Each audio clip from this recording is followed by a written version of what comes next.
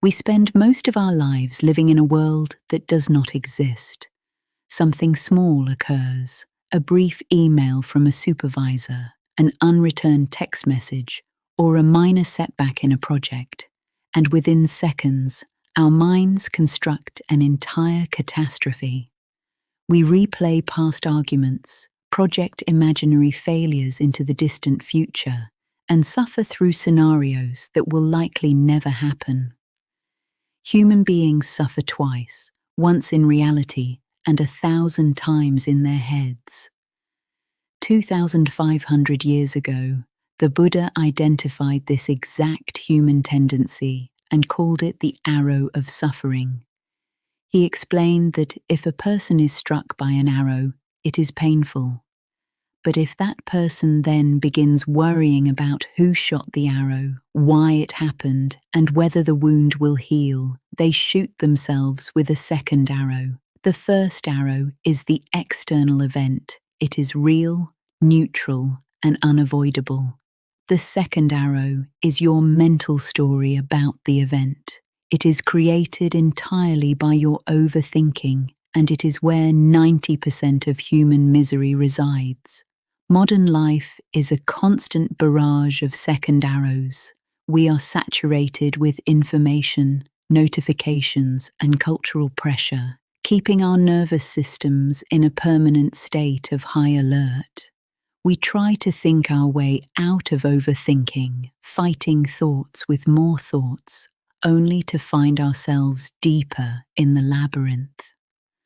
To break free from this mental prison, Zen philosophy offers a radical realization. You do not need to fix, control, or fight your mind. You simply need to change your relationship to it. Let us step inside the quiet temples of Zen, explore the profound wisdom of the Heart Sutra, and learn how to dissolve mental noise once and for all. At the heart of Buddhist philosophy lies one of the most famous and profound sacred texts ever written, the Heart Sutra. Though brief, this ancient chant contains the key to liberation from mental suffering. At its core is a single Sanskrit word, Sunyata, often translated as emptiness. The sutra delivers its most famous line through the Bodhisattva Avalokiteshvara, Rupam Sunyatam, Sunyataiva Rupam. Form is emptiness. Emptiness is form. To the modern ear, the word emptiness sounds bleak, cold, or nihilistic. But in Zen, Sunyata does not mean nothingness. It means that no event, no circumstance, and no thought has a fixed, unchangeable, or inherently dramatic meaning on its own. Everything in reality is open, fluid, and empty of the dramatic stories we project onto it. Think of a blank canvas. The canvas itself is empty, clean, and silent. If an artist paints a violent storm on the canvas, the storm looks real, threatening, and dark. But if you touch the canvas, you do not get wet. The canvas itself was never altered by the painting. Your mind is the canvas. Your thoughts, anxieties, and overthinking are merely paint. When a negative thought arises, I am going to fail. They don't respect me, or everything is falling apart. You mistake the paint for reality. You panic because you believe the storm painted on the canvas is actually happening inside your room. The Heart Sutra teaches us to look past the paint and recognize the permanent emptiness of the canvas. When you realize that your thoughts are not solid, unchangeable facts, but merely temporary electrical signals passing through awareness, their power over you instantly collapses. You stop mistaking the movie on the screen for real life. When Western psychology approaches overthinking, it usually suggests analyzing the thought, arguing with it, or replacing it with a positive affirmation. Zen takes the exact opposite path. Zen recognizes that the moment you fight a thought, you give it energy. If someone tells you, do not think of a blue elephant, your mind immediately creates an image of a blue elephant. The harder you push against a thought, the stronger it bounces back. In Zen practice, specifically in the tradition of Soto Zen, monks practice a form of meditation called shikantaza, which means simply sitting. In shikantaza, you do not try to empty your mind. You do not force thoughts to stop. Instead, you sit quietly and adopt the role of the eternal observer. Imagine sitting by the side of a quiet country road. Every thought that enters your head is simply a car driving past. A red car of anxiety, a black car of regret, a blue car of future planning. The average person spends their life running out into the middle of the road, jumping in front of every car, trying to stop it or argue with the driver. They get hit, bruised, and exhausted. The Zen practitioner simply stays sitting on the grass by the side of the road. You watch the red car drive past. You do not wave at it. You do not chase it down the highway. And you do not invite the driver in for tea.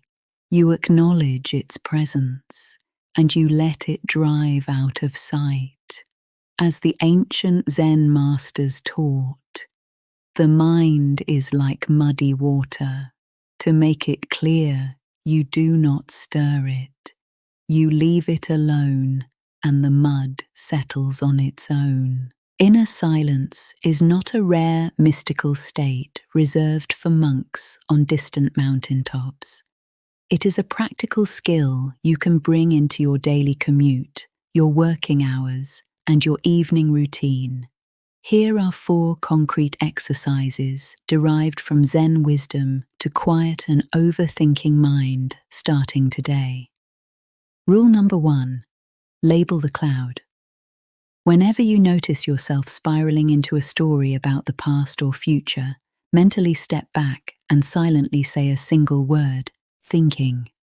Do not say bad thinking or anxious thinking, just thinking. This simple act of labeling creates immediate space between you and the thought. It shifts you instantly from being trapped in the narrative to being the conscious observer of it. Rule number 2: the 5 sense reset. When mental noise becomes overwhelming, pull your awareness out of your head and drop it into your physical body using your senses.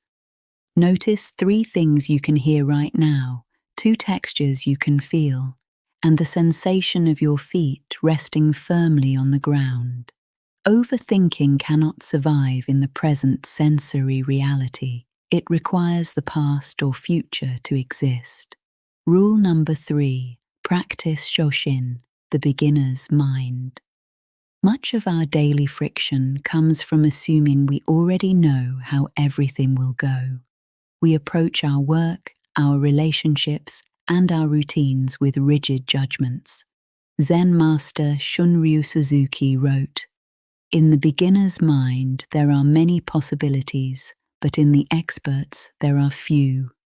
Approach your tasks today as if you are seeing them for the very first time, without the weight of past expectations. Rule number 4: sacred unplugging. Dedicate 10 minutes every evening to sit in complete quiet without inputs. No phone, no music, no reading, no working. Allow your mind to process the day's residue naturally. Let the silt settle to the bottom of the glass before you sleep. Remember, you are not the temporary storm passing through the sky. You are the sky itself. Observe the weather, let the clouds pass, and live the philosophy.